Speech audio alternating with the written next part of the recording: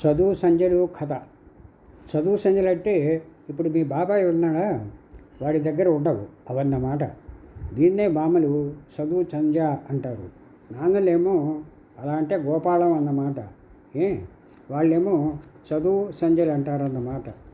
ఇవి మరి బాబాయ్ దగ్గర లేవు కదా, వాడి దగ్గర బుద్ధి డబ్బులు కూడా లేవుట. కానీ ఒకటో పదో ఐడియాలు ఉంటాయి. ఐడియాలంటే నాకు తెలియదు.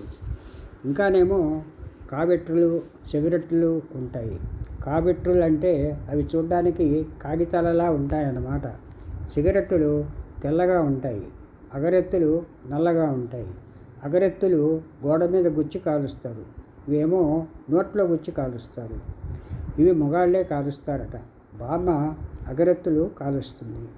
2 జళ్ళ సీత కూడా సిగరెట్టులు కాల్చదట. అయినా బామ్మ రేపో ఇప్పుడో కూడా దాన్ని అరుగుమించి చూసి ఇలా నవ్వేసింది కదా. చూడు చూడు మొగరాయిళ్ళ ఎలా నడుస్తోందో అంది. అప్పుడేమో నేను పరిగెట్టుకెళ్ళి సీతని అడిగాను కదా, సీత నువ్వు సిగరెత్తులు కాలుస్తావు కదా అని. హో అని అది ఆశ్చర్యపడిపోయేసింది. ఎవరు చెప్పారా అంది. మా బాబా చెప్పింది అన్నాను. అప్పుడేమో 2 జళ్ళ సీత బాబాయికి రోడ్డు మీద ప్రైవేట్ చెప్పేసింది కోపంగా. ప్రైవేట్ చెప్పడం అంటే కొట్టడం అన్నమాట. ఇలా మొట్టికాయ కొట్టి చెవులు బెలిపెట్టి హన్నా అంటారు అది. పాపం నాకు చిన్నప్పుడు కొంచెం 10 మందో 1 మందో ప్రైవేట్ మాస్టర్లు వచ్చారు కదా, కానీ భయపడి పారిపోయారులే. కొట్టకుండా తిట్టినా కూడా ప్రైవేట్ చెప్పడమే. 2 జళ్ళ సీత బాబాయికి ప్రైవేట్ చెప్పేసిందా? మరేమో బాబాయి నాకు గుండు మీద కొంచెం ప్రైవేట్ చెప్పి పరిగెట్టేసుకుని అమ్మ దగ్గరికి వెళ్ళాడు.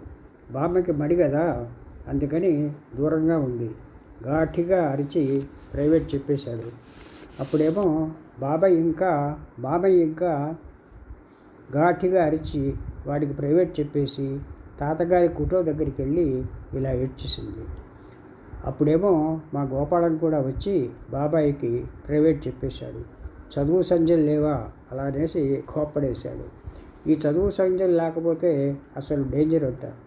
డేంజర్ అంటే మనకి తెలియదు, కానీ ఇవి మన దగ్గర లేకపోతే మనకి అంటే బాబాయికిలే 2 జళ్ళ సీతనిచ్చి పెళ్లి చేయరన్నమాట. కానీ పెళ్ళి కూడా డేంజరేనుట. ఇలా అని లావుపాటి పక్కింటి పిన్ని గారి మొగుడు చెప్పాడు. హాయిగా చదువు సంధ్య లేకపోతే లావుపాటి పక్కింటి పిన్ని గారిని ఇచ్చి పెళ్లి చేయరుట. అప్పుడేమో ఇంచక్క జటకా బండియో రైలు ఇంజనో తోలుకుని పోలీసు వాడిలా కూర్చుని పేపర్ చదువుకోవచ్చుట. ఇలా అని వాడు చెప్పాడు. వాడు చాలా మంచివాడు, నాకు ఇష్టం. కొంచెం గుండు ఉంటుందనుకో. మా నాన్న ఆఫీసులో విగ్గులేని ఎముడు లేడు, వాడికి గుండు ఉంటుంది. విగ్గులేని ఎముడంటే మేనేజరుట. ఇలా అని మా నాన్న చెప్పాడు. మేనేజర్ అంటే నాకు తెలియదు.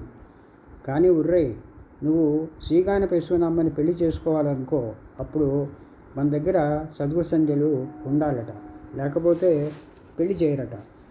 అనగనగా ఓ రాజు లేడు, వాడి కొడుకు పాపం రాజకుమార్తెని పెళ్లి చేసుకోవాలా? అప్పుడు వాడు 10 మందో 100 మందో రాక్షసుల్ని చంపాలి కదా ముందర. మనం కూడా అంతేనట. కానీ ఇప్పుడు రాక్షసులు అయిపోయారు, చంపడానికి లేరుట. అందుకని ఇప్పుడేమో మనం 13వ ఎక్కము శిబిపాఠం ఇవన్నీ చదువుకోవాలట. అవి వచ్చేస్తే రాక్షసులు చచ్చిపోతారట. మనం బాగా చదువుకుని 10 కాణీలో 100 కాణీలో తెచ్చిన రాక్షసులు చచ్చిపోతారట. లేకపోతే సీకాన పెసునామని ఇచ్చి పెళ్లి చేయరన్నమాట. ఇలానే మా రాధ చెప్పింది. రాధంటే అమ్మలే. అందుకని పెదవది చదువు సంధ్యలు మన దగ్గర లేకపోతే కష్టంట. అసలు అవి లేకపోతే పెళ్లి చెయ్యరట.